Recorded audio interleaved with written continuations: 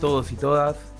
Hoy vamos a empezar este programa con una pequeña opinión después del decreto que publicó el presidente de la Nación, después de que el Dibu Martínez nos dé la clasificación a la semifinal de la Copa Argentina, de la Copa América. Y como lo titulamos esto, como el bucle temporal llamado Sturzenegger. ¿Y por qué? Porque Federico Sturzenegger no es un actor más en la Argentina, sino es el actor. Es el actor que junto con Domingo Cavallo diseñaron y llevaron a cabo el megacanje en 2001. Es el actor que con ese megacanje favoreció a JP Morgan, al HSBC, al Banco Galicia y otros tantos grupos como el Citigroup, grupos en su mayoría de capitales transnacionales. Es un actor que junto con estos grupos generó un perjuicio en el 2001 de 50.000 millones de dólares. Y este perjuicio no lo establecemos nosotros con un cálculo, sino que lo estableció el experto en economía Moisés Brenner en una auditoría financiera que hizo sobre ese megacanje. Megacanje que en detrimento del pueblo argentino benefició en más de 150 millones de dólares a los bancos que anteriormente mencioné, en particular JP Morgan. Y además, David Murford se llevó en comisiones alrededor de 20 millones de dólares. David Murford, ex presidente de la Reserva Federal de Estados Unidos. Luego del 2001, renunciando 2 días antes del corralito, conjuntamente convocado por Mauricio Macri, fue presidente del Banco Ciudad, donde tuvo diferentes acciones, en particular otorgarle el crédito a la vivienda a Juan Curuchet, vicepresidente del mismo banco, a María Eugenia Vidal. Nunca dio respuestas ni explicaciones de por qué le otorgó esos créditos. Nunca fue a la legislatura a responder las convocatorias. Y además, 2 días después de que haya renunciado para asumir la banca como diputado en 2013, el Banco Ciudad sacó un comunicado diciendo que se habían aplicado los mismos criterios que con el resto de los clientes para otorgar esos criterios a 2 funcionarios del propio gobierno de la ciudad. Luego, en 2016, Mauricio Macri lo convocó para presidir el Banco Central de la República Argentina. Aplicó una política cambiaria y monetaria que solamente continuó generando perjuicio al pueblo argentino.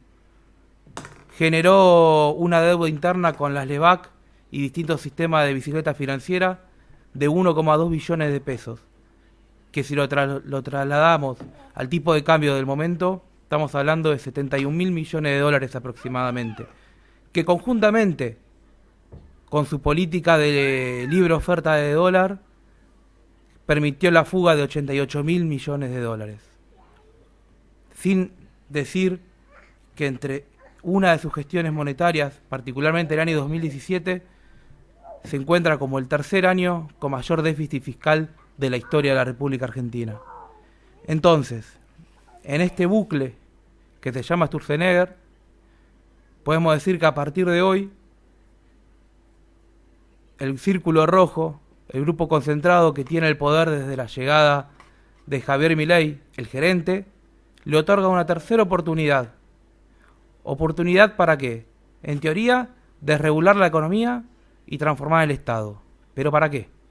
Si ya en sus 2 gestiones pasadas en el Ejecutivo Nacional nos generó una deuda de más de 200.000 millones de dólares. Ese es Federico Sturzenegger, el que dentro de 40 minutos va a estar jurando como ministro de Economía. Ahora sí, terminado esta pequeña introducción, le doy la bienvenida al principio a Mara. Compañera, ¿cómo va? Buenas tardes, ¿cómo arrancamos? Con todo, con una Copa América que estamos... Copa América, ¿no? Estamos Copa bien, América. ¿No? Lleno de racinguistas acá, se me llaman en el estudio, la Peque sobre todo, que tiene ya carnet, pero bueno, acá una hincha independiente para bancarla. Sí. Y también le damos la bienvenida a un compañero y amigo, particularmente amigo, e hincha de Racing, Santiago Quintana. Muy bienvenido. Hola Mara, Johnny, Una alegría la invitación y siempre verte para mí es muy grato, así que gracias por la invitación y vamos a charlar un poquito de todo, lo que quieran. Bien, exactamente. Hoy la idea es hablar un poquito de todo. Me gustaría arrancar, digo, más allá de la apertura que hice, la verdad que hoy me levanté y en varios Twitter leí, ¿no? Digo, yo tengo 29, saqué 2 años, 31 años y la tercera vez que este muchacho va a estar conduciendo y siendo parte de los hilos de la economía. Nada, ¿alguna opinión, reflexión? Sí, recién mientras te escuchaba, bueno, comparto la misma preocupación y la misma indignación por estar viviendo una vez más esta situación. Yo recordaba en el 2016, cuando asumió Mauricio Macri, generó el recordado Ministerio de Modernización. No sé si recordás que estaba Andrés Ibarra a la cabeza, quien fuera después candidato a presidente de Boca, sacando unos poquitos votos con esa ese gran triunfo electoral de Román Riquelme. En su momento Andrés Ibarra había creado este ministerio para generar las dotaciones óptimas del personal y los recursos humanos de la Administración Pública Nacional. Recuerdo que hacían un cálculo, ¿se acuerdan que se lo juzgaba por verla a la política desde bases de Excel, ¿no? Y ellos lo que hacían era un estudio de análisis de dotación de recursos humanos, planteando que había que encontrar un punto de equilibrio entre la dotación inicial y la dotación óptima, y el resultado de eso era, como dijo Adorni, el personal a expulsar o a eliminar. Bueno, es una experiencia bastante similar lo que va a pasar. Hoy están anunciando más de 50.000 nuevos despidos. La verdad que solidarizarme con todos aquellos compañeros que están perdiendo su fuente de laburo, con todo lo que eso implica, sin ningún tipo de criterio. Eso es lo que más molesta, lo que más indigna.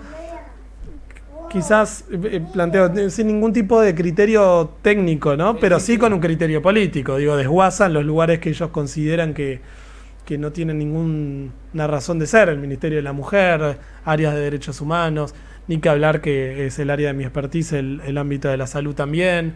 Así que la verdad que estoy viviendo todo este momento con mucha tristeza y con mucha indignación, honestamente, con mucha tristeza e indignación. Sí, la verdad que es eso, es el término, tristeza e indignación. ¿Mara? Yo hoy estuve participando por la mañana, se lanzó la escuela de cuidados de Barrios de Pie, se lanzó el NATE nacional y las compañeras hablaban desde un espacio de la economía popular, cómo primero buscan esos términos de choriplaneras, a compañeras que paran la olla en los momentos más difíciles y en todos los momentos, porque también hay que decirlo, y es un trabajo no reconocido. Y ellas siguen poniendo el cuerpo, y también al estado de los ñoquis, ¿no? Cómo generan algo y después se reconstruyen ministerios, achicando esenciales como lo que fue trabajo, desarrollo social, que lo unifican con un nombre donde todavía no da respuesta a la necesidad alimentaria que hay en los comedores comunitarios. O sea, ¿qué estructura? Porque ellos no quieren dejar el Estado, quieren tenerlo para responderle a ciertos poderes.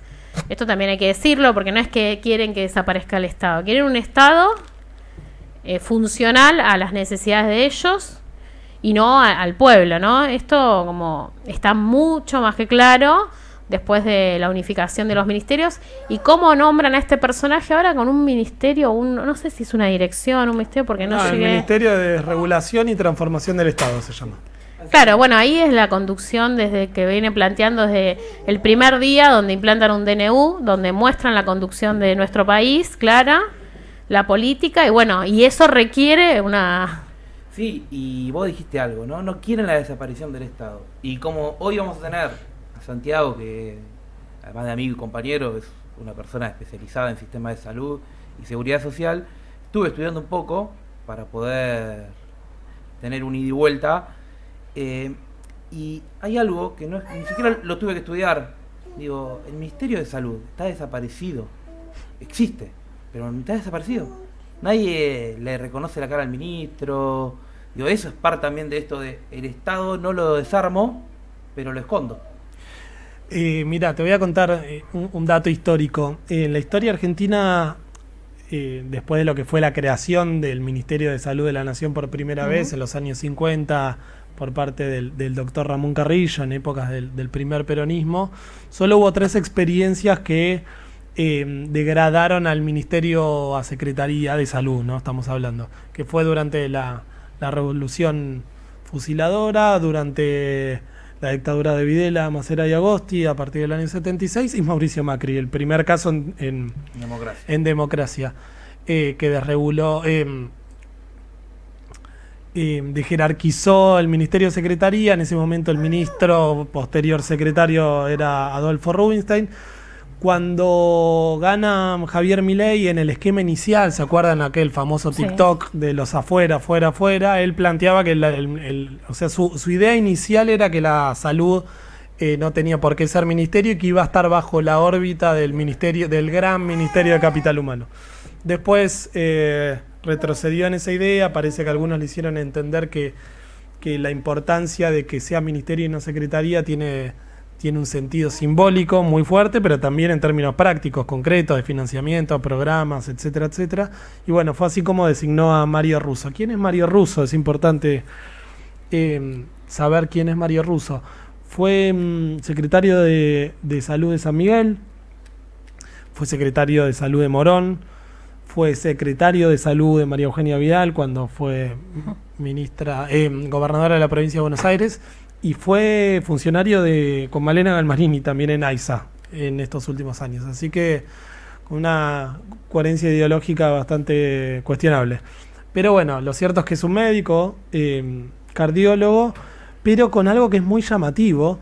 En un brote de dengue histórico que atravesó la Argentina en estos primeros meses, se le conoció la voz hace muy poquitos días, que algunos nos preguntamos, tal vez era mejor no conocérsela porque la cantidad de barbaridades que ha dicho han sido totales, pero más barbarie fueron las medidas y las decisiones políticas que ha tomado, no solo desde la cartera del Ministerio de Salud, sino desde los organismos que integran, ¿no?, el universo sanitario argentino. El DNU 70, que Mara comentaba recién, del año 2023, el famoso DNU, que dicho sea de paso, fue elaborado a medida de los estudios de abogados y de un proyecto que Sturzenegger tenía para cualquiera de los planes posibles, porque también se lo tenía prometido a Patricia Bullrich en el caso de que hubiera ganado la presidencia. Entre tantos sectores de la economía y de la vida que nos rige a todos los argentinos, toca muy fuertemente el sector salud. En lo que tiene que ver con el subsector de la medicina privada, de las empresas de medicina prepaga que le brindan cobertura de salud a más de 6 millones de personas. Este sector está integrado por más de 700 empresas de medicina prepaga, mutuales, cooperativas. Lo que hizo fue una barbaridad inédita, que todos sabíamos cuál iba a ser el resultado, y de hecho ocurrió. No había que ser ningún genio para darse cuenta que si vos desregulás, le quitas topes a los valores de las cuotas de la medicina prepaga, incumpliendo la ley 26682, que fue una ley que fue sancionada en el 2012 durante el último gobierno de Cristina Fernández de Kirchner, una ley modelo, una ley que no existía, una ley que regule el funcionamiento del sector privado de salud. Esa ley, entre otras cosas, planteaba esto, que era la Superintendencia y la Secretaría de Comercio de la Nación quienes establecían cuáles eran los aumentos de prepagas que se podían establecer.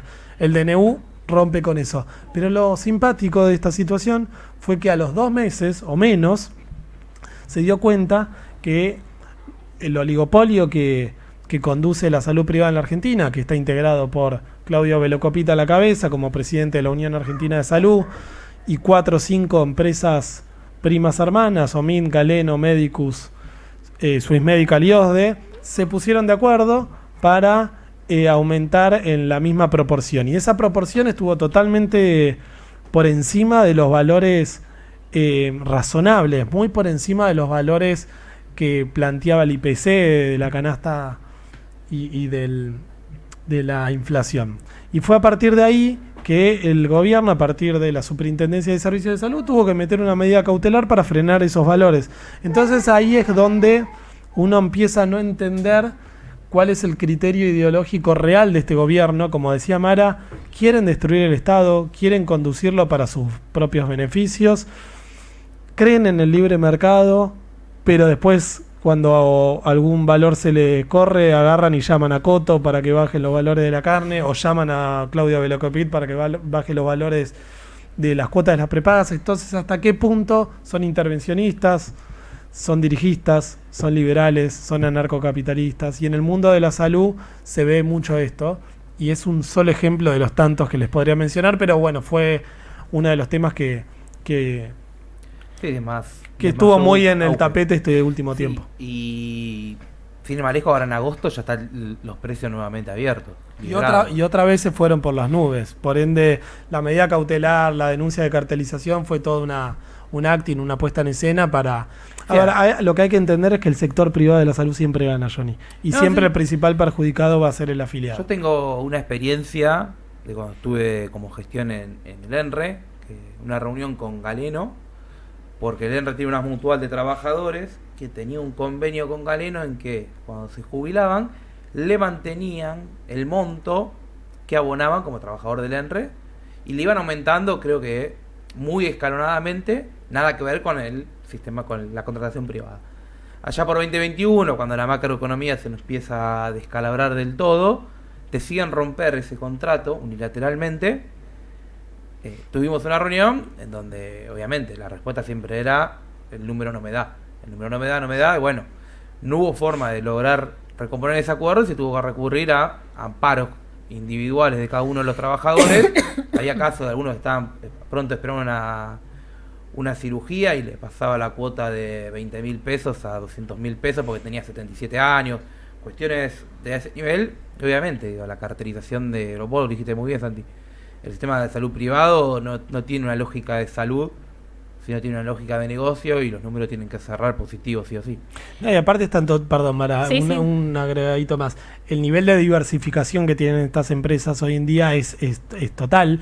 Vos pensás que Claudio Velocopit no solo es el dueño de Swiss Medical, sino que tiene parte del paquete accionario del Grupo América, del canal de televisión, o sea, tiene participación activa en los medios de comunicación, tiene RT, tiene seguros, y llora siempre miseria, pero ahora quebró un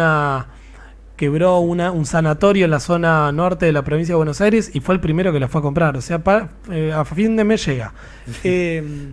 Entonces este tipo de argumentación no tiene ni pies ni cabezas. Como en los 90, ¿no? Que aprovechaban, que quebraban todos y compraban los grandes. Me acordé de eso. No, yo, a ver, quiero ir un poco para atrás. Igual antes, porque tenemos una cábala, que cada invitado que tenemos invitada, le preguntamos quién es Santiago Quintana en tu caso, porque siempre tenemos una construcción académica o lo que fuese, pero hay una militancia. ¿Querés contarnos un poquito así? Dale, los oyentes y las oyentes saben quién sos. Pues si no parecemos todos especialistas en algo, pero atrás de nosotros hay una historia, de dónde venís, de dónde sos. Bueno, y sí, mi historia y mi vínculo con el mundo de la salud desde las ciencias sociales, pues yo no soy médico, soy sociólogo.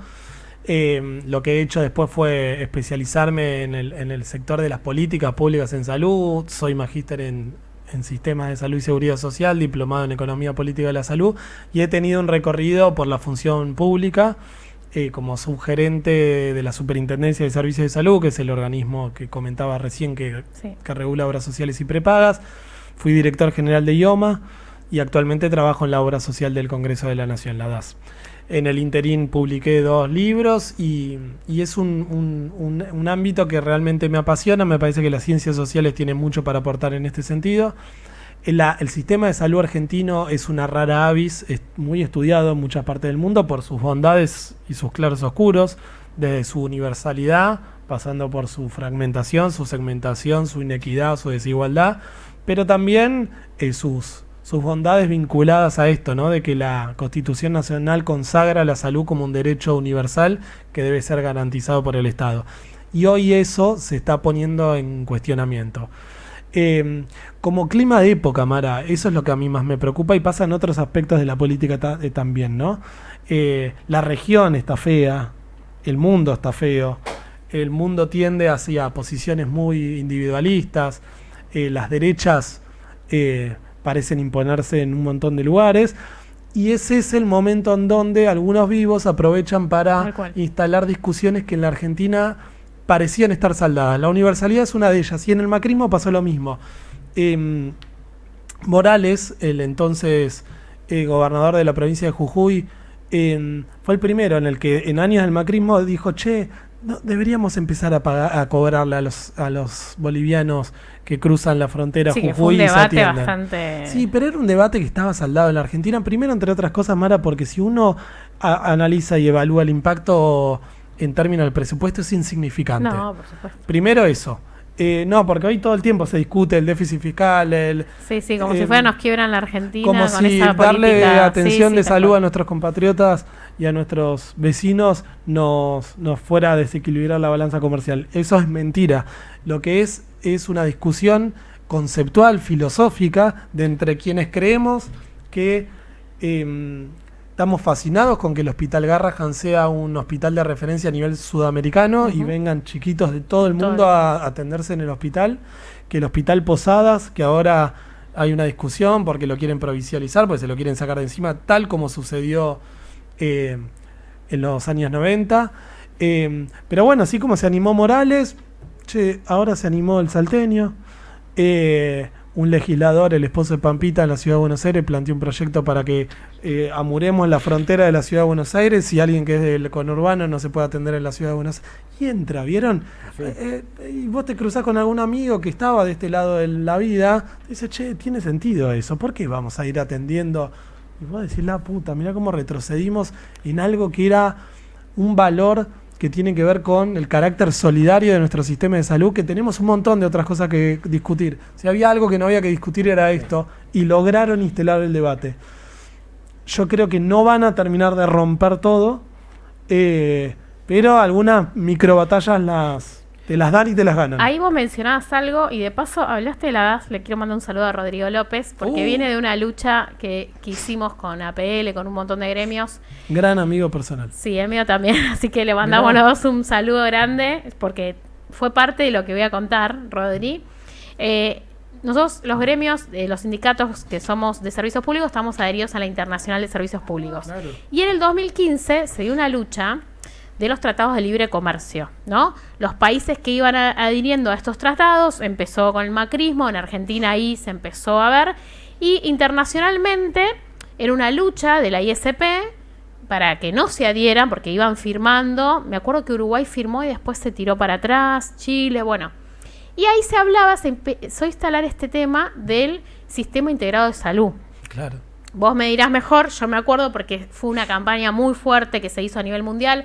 Argentina, los gremios de los sindicatos estamos afiliados al ISP, hicimos una campaña muy fuerte porque el macrismo venía a firmar ese tratado, que es un tratado que una vez que lo firmás, ya sabemos que cuesta salir, y viene a traer estas cuestiones, y en tema salud me acuerdo que se instaló fuerte y se generó un debate.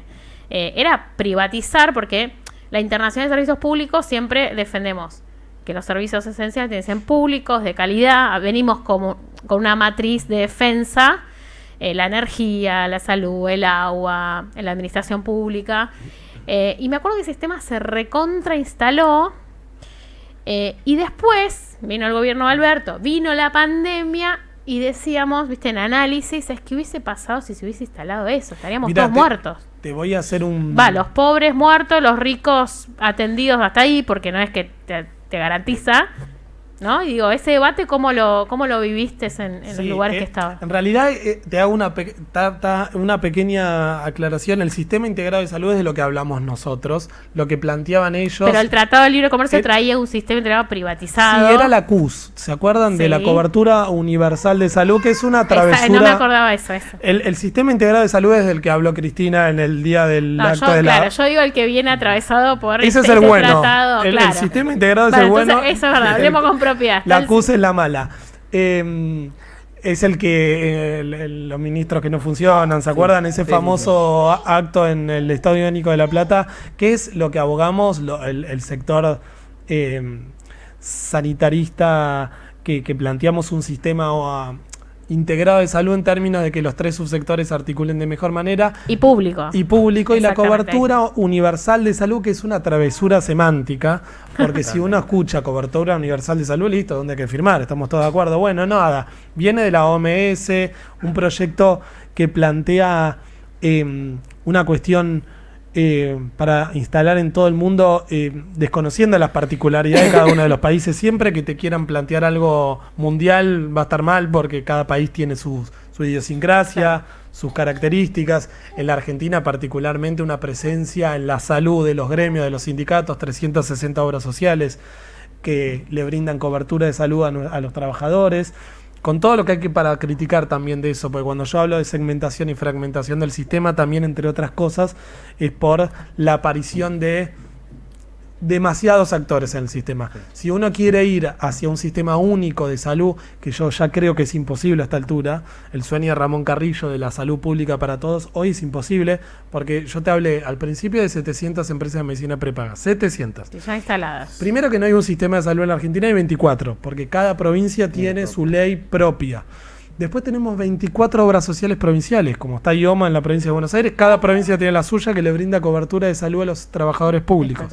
Después tenemos 360 obras sociales sindicales, tenemos trabajadores en relación de dependencia, tenemos monotributistas sociales, tenemos trabajadores de servicio doméstico. Sí. Muy complejo, ¿no? Como para unificar todo bajo la cobertura pública. Lo que trajo el macrismo, que por suerte no logró instalar, era esto, la CUS, que era básicamente lo que Milei está tratando de instalar otra vez, que es el arancelamiento de las prestaciones. Generar como si fuera el sistema del PMO, del Programa Médico Obligatorio de la Seguridad Social, pero el sistema público. Perdón, estemos atentos, en San Nicolás, provincia de Buenos Aires, Milei ya dio un primer paso en este sentido, arancelando algunas prácticas en el sector público de salud de una localidad de la provincia de Buenos Aires. Sí, es más, estuvieron fuera de IOMA hasta hace poco. Bueno, le dieron una batalla que encima después retrocedieron. IOMA, como la das, es cautiva, pero claro, tiene su razón de ser. Es también una discusión que a veces te la quieren instalar, la libertad de elección. Bueno, tiene que ver con el sentido solidario del sistema. El sistema de la seguridad social en la Argentina se basa en tres valores o 3 características, y es que el joven banca al viejo, el sano banca al enfermo, y el joven banca y el que más tiene al que menos tiene. Totalmente. A partir de esas 3 premisas es como se configura el sistema de seguridad social en la Argentina, pero bueno, tenés que ser un hombre de bien para estar de acuerdo con eso y no enojarte con que si la pasás un poquito mejor, tenés que ayudar a que la está pasando un poquito peor, y si sos joven, tenés que bancar al grande, porque en algún momento te va a tocar a vos, y así la rueda. Sí, totalmente. A mí, antes cuando tocaste lo de Salta, que hoy lo hablamos a la tarde, sí, ahí digo, uno de los valores que nos enseñaron nuestras madres y padres siempre fue, tenemos que ser mejor que el otro, ¿no? Y en esa discusión que vos decís que está perdida, o no perdida, sino que hay que empezar a darla nuevamente en esta batalla cultural que no se gana y que es constante y es día a día, está esto, ¿no? Digo, te meten 2 o 3 noticias de un argentino que tuvo un problema en Bolivia y lo terminas discutiendo no en el café de Congreso, en el barrio, en el territorio, en el barro, porque logran calar ese discurso, y es el mayor peligro. Y cómo lo empezamos a desandar, porque no solamente es ahí. Sí. Digo, el año pasado también lograron instalar el tema del el sistema carcelario, sí, que era el gran déficit argentino y no llega al 0,001% del PBI. ¿Sabes lo que nos ayudó mucho en el campo de la salud? Yo ni la pandemia. Y vos me preguntarás por qué me atrevo a decir semejante cosa, pero estoy convencido. La gestión de la pandemia en la Argentina fue... y ahora salió un artículo en The Lancet, que es una de las revistas más prestigiosas, en donde rankea a la Argentina en un gran lugar en términos de la gestión de la pandemia. La Argentina, nadie se murió por falta de cama. Después pasó todo lo que pasó, que ya lo sabemos, la gestión de las vacunas. Errores que se cometieron. La derrota electoral está marcada en derrotas de los oficialismos en el mundo porque la pandemia no fue gratis. No, psicológicamente. Pero en términos de la gestión sanitaria se ha fortalecido mucho el sistema de salud y es ahí donde yo te digo, bueno, ¿viste? Que lo tenemos. Sí, y es ahí donde Mara dijo antes algo de en la pandemia con la CUS nos hubiéramos muerto todos menos los ricos. Y yo creo que en realidad si el Estado no salía a cubrir a las obras sociales y a las prepagas como lo hizo, que tuvo hasta creo yo desde la militancia y el desconocimiento de los sistemas de salud, una oportunidad histórica que a mi visión dejó pasar de intervenir fuertemente esto y empezar a pensar capaz un sistema más unificado, como bien vos decías, en un contexto en el cual gobernaba el sistema de salud íntegramente el Estado, y sin esa conducción del Estado, o entiendo yo, se hubiese caído gran parte del sistema privado. Pero totalmente, si yo te contara la cantidad de subsidios que la superintendencia le otorgó a las obras sociales y a las prepagas,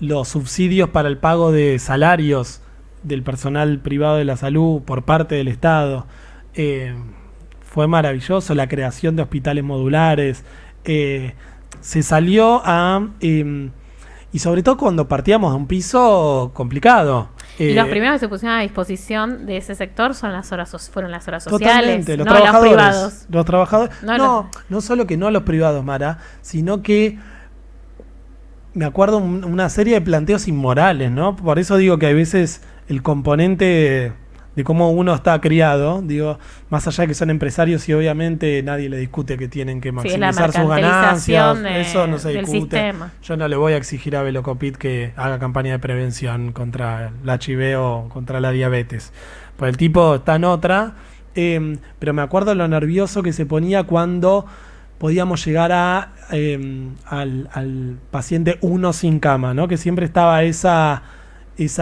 amenaza que nunca ocurrió, pero que en Ginés González García en su momento le dijo, mirá que si falta una cama en el público, te voy a acostar al lado del tipo de OS de 410, al lado te voy a poner a un compañero sin obra social y sin prepaga, porque acá nadie se va a quedar en la calle. Y el nerviosismo de esa posible potencial circunstancia te daba a entender de cuáles eran se lo acuerdan, ¿no? En los canales de televisión a los gritos sacados. Sí. Bueno. Sí. Hoy está comprando clínicas. Sí, sorprendentemente, y ahí obviamente hubo un acuerdo, ¿no? Pero terminó renunciando a la presidencia de la Ahora, hace 2-3 meses, después de la denuncia de cartelización, porque aparte el presidente de la Nación, Javier Milei, lo atacó muchísimo. En cualquier momento le dice zurdo y ahí cerramos. Pero sí, lo cuestionó y lo peleó mucho. Y Claudio Velocopit renunció a la Cámara por plantear algo así como que, bueno, evidentemente, y cosa que es razonable, que él era un estorbo en el diálogo, en la generación de un posible diálogo. Sí, y ahí vos nombraste a Javier Milei en este contexto, y yo por lo menos con lo que hablo con algunos compañeros, en particular Mauro Estefanesi, que estuvo hace poco acá, de la Asociación Argentina de Electrodependientes, y que sé que en el libro Crónica de Lucha está la historia de él, y de Joaco en particular, todo su recorrido para lograr la sanción de la ley de electrodependientes. En este de buscar, detecté que, si no leí mal, el presupuesto en salud está subejecutado en un 20%, 30%. Sí, totalmente. Y cuando hablábamos de si es ministerio, secretaría o el silencio aturdidor del ministro Mario Russo, la verdad que es ministerio, pero no está llevando las funciones que debería. Bueno, en el caso de los electrodependientes se metió con el REX, que es el Registro Nacional de Electrodependientes. Mauro y Mayra y la asociación siguen trabajando con el tema. Ahora está presentando su tercer libro, Mauro, en donde cuenta la historia que vivieron ellos. Nada, se está retrocediendo. Yo siento que hay muchas cosas que son recuperables, pero hay algunas que no.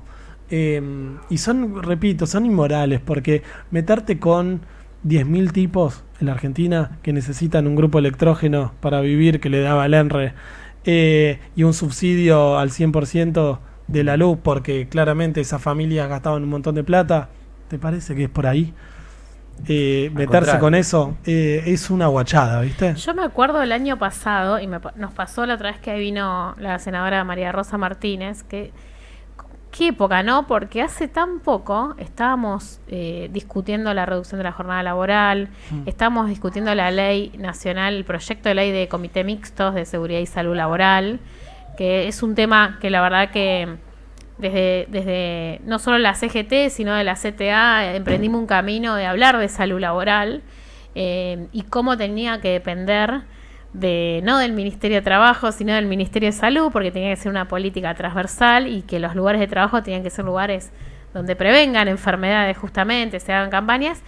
Qué lejos quedó todo eso, ¿no? Porque de mirar o sea, hacia dónde estamos apuntando y a Javier Milei lo eligió el 52%, ya no me acuerdo bien los números. 56, perdón. Se metió también con la ANDIS, la Agencia Nacional de Discapacidad, ahora está por salir claro, un y ahora decreto todo que... lo Salió con el eso es lo que digo, todo lo que una está... modificación. Bueno, la del plan, no, hoy Pero es meterse con políticas tan sensibles que tuvieron la ley de electrodependientes, que tuvieron su lucha, de tener que explicar por qué algo tan sensible y tan racional tenía que ser una ley y después que se ejecute y que... Digo, qué lejos quedamos de esa Argentina, ¿no? También eso hay que decirlo porque estábamos discutiendo en este momento, al año pasado, estamos discutiendo esas cuestiones, ¿no? Sí, de sí. fortalecer otras... la calidad de vida de las personas y ahora estamos viendo cómo se desmantela todo y donde decíamos, miren qué paradoja, ¿no? Donde decíamos, no, esto tiene que estar no en el Ministerio de Trabajo, sino en el Ministerio de Salud. Hoy es solo un ministerio y nadie le da bola a nada, porque hay que decirlo, Petovelo, la verdad que no tiene políticas para nada, es capital humano. Ya le ponemos sobrenombre a todo, porque son todos yeta, entonces le ponemos sobrenombre a todo. Y digo, qué lejos estamos de hace un año, ¿no? Sí, bueno, el DNU 70, hay un retroceso en la ley de 1000 días, en la ley ENIA, Sí. en el programa ENIA, la Agencia Nacional de Laboratorios Públicos la disuelve, está planteando el tema de la regulación de los valores del nomenclador de las prestaciones básicas para las personas con discapacidad, se mete con las obras sociales a partir de liberar la opción de cambio de cualquier manera, se mete con la... Y eso es algo también muy llamativo, se mete transversal. El gobierno de Macri en ese sentido era de un corte y un tinte más oligárquico, ¿no? Estaba claro para dónde... quiénes debían ser los principales beneficiados. Yo ahora todavía, quizás es una falencia mía de lectura política, no termino de entender cuáles pretenden ser los principales beneficiados, porque en algunas cosas, por lo menos con la salud, cruza transversalmente a todos, ¿eh? Digo, cuando se mete con las prepagas, digo, perjudicás a 6 millones de personas que se supone que tu electorado. Después cuando me decís que lo votó el 56%, bueno... como peronismo también cuestionemos, ¿no? Porque no es Tal solo cual, la clase bueno, sí. alta, ¿no? Totalmente. Pero después también se mete con los sectores más vulnerables, se mete también con la clase media. Mira, Santi, siempre decimos, en un sector de trabajo haces una asamblea, la mitad lo votó mal a Milei. No, pero a ver... Y estamos acá- hablando de un sector... En esta mesa, en este estudio, sabemos que no, pero en un asado de 10 amigos probablemente 5 lo hayan votado o 4. Pero ahí, vos dijiste recién un error del peronismo, y es lo que yo decía anteriormente, ¿no?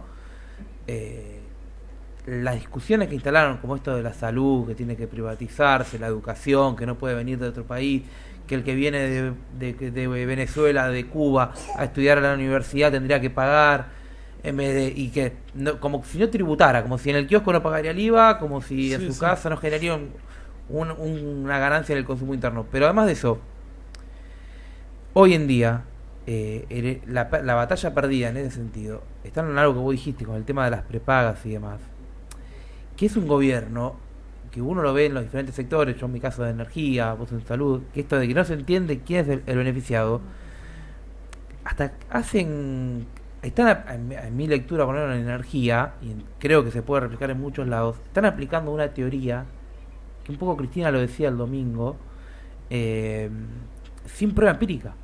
Es una teoría pura que en la práctica... ¿Qué más peligroso? Pero es totalmente... Porque somos el laboratorio y es esto. Digo, afectás a todo y después tenés que dar marcha atrás. No, hay mucha prueba y error. Esto que te digo de la liberalización de los precios de las prepagas, era obvio que iba a haber un aumento desorbitante, que se iban a poner de acuerdo, que iba a haber Y cartelización. ahora tenemos la liberación de los precios de... Sí, del también, celular, claro. internet. Hay mucho, Johnny, yo en esto, en la política en general, he adoptado de un tiempo a esta parte esta teoría y me parece que no es tan equivocada, que a veces uno tiende a sobreanalizar y a veces es más simple. Son brutos, ¿eh? Son malos y brutos también. Yo no quise ignorantes, ese término, cosa que discutí. Bueno, yo soy un poco más vulgar, perdón. En la época del macrismo se les podía cuestionar que tal vez desconocían el funcionamiento del Estado porque venían de empresas privadas. Sí.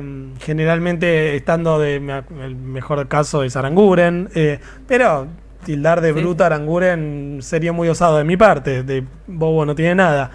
Sí, no conocía la botonera del Estado y los hacía equivocar. Pero estos no. Déjame decirte que... No, totalmente. Es eso. Están aplicando una teoría totalmente descabellada, porque no hay tampoco pruebas, experiencias a nivel mundial. Y está pasando esto. Estamos yendo hacia una deriva que esperemos no sea tan trágica, porque la verdad que ya está siendo trágica, tan trágica o más trágica para el conjunto del pueblo argentino. Yo tengo una pregunta más. Dani, ¿cuántos minutos nos quedan? Porque se pasó volando. La verdad que... Bueno, antes de tu pregunta, y si no la hacemos dividimos un minuto cada una la pregunta a Santi. No, quiero que Santi explique brevemente, porque además lo vamos a estar sorteando tanto en las redes de nuestro querido programa, de A Toda Rosca, como en las redes de nuestra querida radio de FM Cristal, el libro Código Postal. Yo iba a preguntar lo mismo. O sea que son los 3 minutos. ¿Qué salud tener? A ver si lo podemos poner. Se trata sobre la inmoralidad de la inequidad sanitaria porteña. Así que nada, Santi, contanos un poco.